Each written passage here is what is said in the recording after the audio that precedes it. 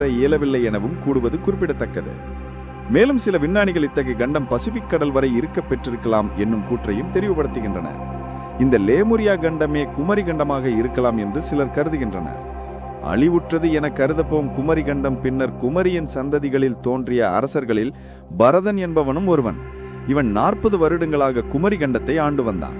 இவனின் ஆட்சியில் இக்கண்டம் செழிப்பாக சிறப்புற்று விளங்கியமையால் பின்னாளில் இக்கண்டத்துக்கு பரத கண்டம் என்று வழங்கப்பட்டது. அந்நாட்களில் இக்கண்டத்தில் வாழ்ந்தவர்களை பரதர், நாகர், இயக்கர், அரக்கர், ராட்சதர், பூதர், அசுரர், அவுணர், இடிம்பர், கருடர், முனிவர், சித்தர், கந்தர்வர், வானரர் என பல பெயர்களால் அழைக்கப்பட்டு வந்தனர். இராமாயணத்தில் வாலி, சுக்ரீவன் என்னும் வீரர்கள் மேற்கூறப்பட்ட வானர வகுப்பை சேர்ந்தவர்கள் என கூறப்பட்டுள்ளது.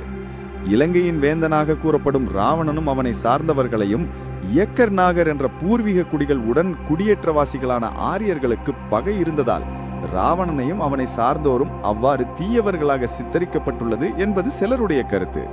ராவணன் சிவபக்தன், சமய வழிபாடுகளில் அக்கறை உள்ளவன் என்பதை ராமாயணம் கூறியுள்ள போதிலும் அக்காலத்தில் தென்னிந்தியாவிலும் இலங்கையிலும் வாழ்ந்த இயக்கர், நாகர் போன்ற பூர்வீக குடிகளுடன் குடியேற்றவாசிகளான ஆரியர்களுக்கு பகை இருந்ததால் ராவணனையும் அவனை சார்ந்தோரும் அவ்வாறு தீயவர்களாக சித்தரிக்கப்பட்டுள்ளது என்பது சிலருடைய கருத்து. உண்மையில் அவ்வாறு இல்லை என்று கூறுகிறார்கள். இலங்கையின் ஆதிக்குடிகளான முக்கியமாக பேசப்படுகின்ற இயக்கர், நாகரின் ஆட்சிகள் பற்றி பார்ப்போமேயானால் திரிகோணமலை, இலங்காபுரம், சிங்கநகர், பணிபுரம், திருக்கோயில், முருகன்துறை, கல்யாணி ஆகிய இடங்களை தலைநகராக கொண்டு பல மன்னர்கள் ஆட்சி செய்ததாக வரலாற்று நூல்களில் கூறப்படுகின்றது. அவற்றில் முக்கியமானவனான ராவணன் ஆட்சி அக்காலத்து நாகர் பரம்பரையில் வந்த கைகேகி என்னும் தமிழ் அரசு குமரி, வஜ்ரவாகுவை கூடி ராவணன், கும்பகூரணன், விபீஷணன் புதல்வர்களையும் சூர்பனகை என்ற புத்திரகையும் பெற்றார். இப்பெயர்கள் இவர்களின் பகைவர்களால் அழைக்கப்பட்டு பிரபல்யமடைந்த பெயர்களாகும்.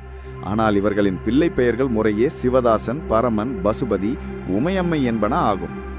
சிவதாசனே ராவணன் என்றும், பரமனே கும்பகூரணன் என்றும், பசுபதியே விபீஷணன் என்றும், உமையம்மையே சூர்பனகை என்றும் அழைக்கப்பட்டனர். இலங்கையின் ஆட்சி உரிமையை பெறுவதற்கு ராவணன் தனது தமையனாகிய குபேரனுடன் யுத்தம் செய்தான். குபேரன் என்பவன் ராவணனின் தந்தையாகிய வஜ்ரவாகுவின் நாகர் ஜாதியை சேர்ந்த இன்னொரு மனைவியின் மகன். தம்பியுடன் யுத்தம் செய்வது முறையன்றி என குபேரன் எண்ணியதால் ஆட்சி பொறுப்பை ராவணனிடமே ஒப்படைத்துவிட்டு தான் அழகாபுரியை ஆட்சி செய்தான். அக்காலத்தில் குபேரனின் ஆட்சியில் இயக்கர்கள் அதிகமாக வாழ்ந்தார்கள். குபேரனுக்கு பின்னர் ராவணன் இலங்கை முழுவதற்கும் அரசனாகிய இலங்காபுரத்தை தலைநகராக கொண்டு ஆண்டு வந்தான். ராவணன் மண்டோதரியை திருமணம்